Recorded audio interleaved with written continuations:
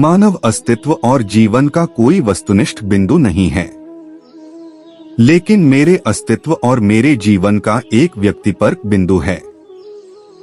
वह बिंदु मेरे लिए वास्तविक है और वही एकमात्र चीज है जो वास्तव में मेरे लिए मायने रखती है, लेकिन यह केवल मेरे भीतर ही मेरे लिए मान्य है। यह मेरा बिंदु और उद्देश्य है। मैं इसे अपने लिए चुनता हूँ। मैं वह चुनता हूँ जिसके बारे में मुझे जुनून है और इसे अपने जीवन में अपना बिंदु बनाता हूँ। जीवन जीने और अपनी अंतर्निहित क्षमता को अभिव्यक्त करने के अलावा जीवन का कोई अन्य उद्देश्य नहीं है। वहाँ अपार संभावित ऊर्जा मौजूद है और वह स्वयं को अभिव्यक्त किए बिना नहीं रह सकती, और इसका परिणाम है समय, स्थान और हम सब के साथ ब्रह्मांड। हम सभी जैविक अनुभूति तंत्र हैं जिसके माध्यम से एक क्षमता अपने प्रतिबिंब को ब्रह्मांड के रूप में देखती है। हमारी सभी धारणाएं बिना किसी प्रयास या जानबूझकर चयन के स्वचालित रूप से चलती रहती हैं। विचार भी बिना किसी प्रयास या जानबूझकर चयन के जागृत अवस्था के दौरान बिना रुके स्वतः ही उभरते रहते हैं। विचारों की एक धारा स्मृति से उभरती है और तुरंत ही मैं का निर्माण करती है, उसे बनाए रखती है और अपने साथ ही उसे मार देती है। कोई भी मैं स्थिर, मूर्त और स्वायत्त इकाई नहीं है जिसमें किसी भी प्रकार की पहचान, स्वतंत्र इच्छा या स्वेच्छा हो। यह वह काल्पनिक मैं है जो जानना चाहता है कि जीवन में उसका उद्देश्य क्या है।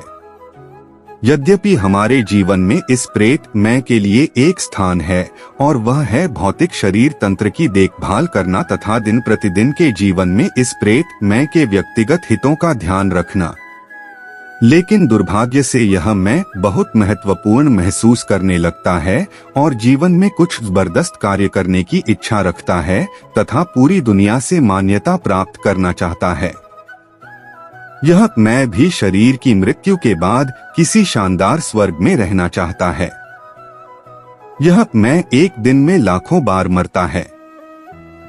गहरी नींद में कोई समय नहीं होता, कोई स्थान नहीं होता, कोई सृष्टि नहीं होती, कोई मैं नहीं होता, केवल मौन और स्थिरता होती है तथा गहरी शांति की अवस्था में जीवित क्षमता होती है। जागने पर मैं एक क्षमता की वैयक्तिकता को हड़प लेता है और कहता है, कल रात मुझे कितनी अच्छी नींद आई। वहाँ कोई आप नहीं है।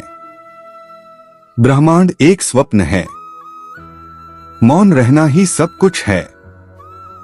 सृजन, हाँ, निश्चित रूप से मनुष्य हमेशा ऐसा करते हैं। वे तय करते हैं कि उनके बच्चे ही उनके लिए अर्थ हैं, या उनका पेशा, या उनका व्यवसाय, या खुद की खोज, या जो कुछ भी है। यही मानव मस्तिष्क करता है, यह अर्थ बनाता है। हर चीज का अर्थ हर समय, जिसमें व्यक्ति का जीवन भी शामिल है। व्यक्ति किसी और वास्तु या भाव से परिचित होना है और भविष्य दोनों ही व्यक्ति के माँ में सदैव रहते, जिनका अस्तित्व व्यक्ति के अस्तित्व पर भारी राहत है कि ना जान क्या होगा। भविष्य वो है जो अब तक घाट ही नहीं, उसके विषय में चिंता क्यों आपके हाथ में है। वर्तमान के कर्मचारी योग को और कितनी श्रेष्ठ से किया जा सकता है और भविष्य का फल अवश्य ही मीठा होगा। इसलिए भाई, और भविष्य से डरना छोड़ दीजिए। आप भी ऐसे कई लोगों से मिले होंगे जिन्होंने स्वयं को असफल मान लिया है कि इस जीवन में उनसे कोई कार्य हो ही नहीं पे, वो कुछ कर ही नहीं सकते, किसी कार्य के वो योग्य ही नहीं। किंतु ऐसा नहीं, इस संसार में ऐसा कुछ भी नहीं है जो योग्य नहीं, अक्षर नहीं। इसलिए स्वयं को जानो, जान जाओगे कि आप क्या। अपने अंतर्मन को जगाएं, अब देखेंगे कि जी संसार की नींद ही बनी है आशा से। उसे संसार में निराशा, हताशा और हर जैसा कोई भाव अस्तित्व नहीं रखना है। ना सुंदर पुस्तक, सुंदर आवरण है, सजा हुए पृष्ठ, किंतु क्या इस सत्य में अद्भुत पुस्तक कहलन की पत्र है? क्या इसमें जो लिखा है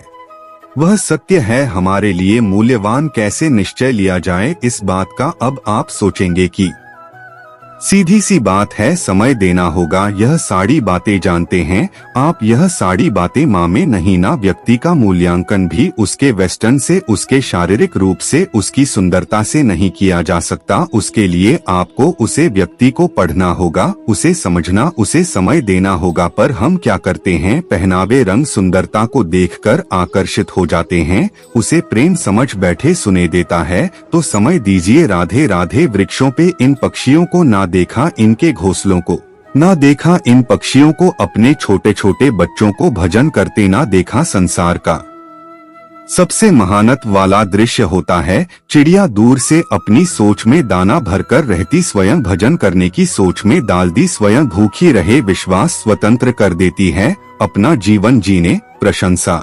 किंतु इसमें प्रेम पर मोह भारी पड़ जाता है, जो स्वयं अपने और संतान के भविष्य के बीच में बड़ा बन जाता। हम यह भूल जाते हैं कि हम केवल जन्मदाता, भाग्य विधाता नहीं। मोह ए जाए तो वो प्रेम नहीं, स्वार्थ बन जाता है। इसलिए प्रेम को पास रखिए और मोह को दूर, क्योंकि जिससे प्रेम करते हैं उसका विकास नहीं रोक करते। प्रेम संसार का सबसे पवित्र बंधन है, पर सच पूछो तो यह बंधन से मुक्ति है, स्वतंत्रता नहीं। समझे, समझौता प्रेम पर अधिकार करना चाहिए, किंतु यह आवश्यक नहीं कि जिससे आप प्रेम करते हो उसे भी आपसे प्रेम, क्योंकि प्रेम कोई वास्तु नहीं, ना राज्य है, ना धन जिसे आप बाल से अपने वाश में कर सकते हो। प्रेम वह शक्ति है जो आपके लिए हर बंधन तोड़ सकती है, किंतु स्वयं किसी बंधन में नहीं फास्ट। तो जैसे भी आप प्रेम करते हो उसे स्वतंत्र छोड़ दीजिए, क्योंकि स्वतंत्रता ही वो भाग है जो जीव को सबसे अधिक प्रिय। प्रेम सच्चा होगा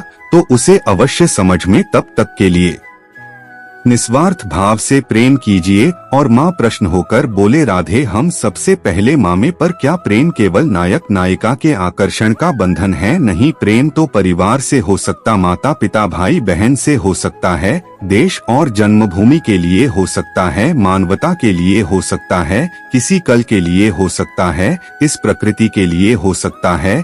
जी पर पहले ही बहुत कुछ लिखा, जैसे एक भारी मटकी में और पानी ये ही नहीं सकता। तेरी प्रेम को पन है तो माँ को खाली करना होगा, अपनी इच्छाएं, अपना सुख प्यार कर समर्पण करना होगा, अपने माँ से व्यापार मिले। और माँ प्रश्न होकर बोले,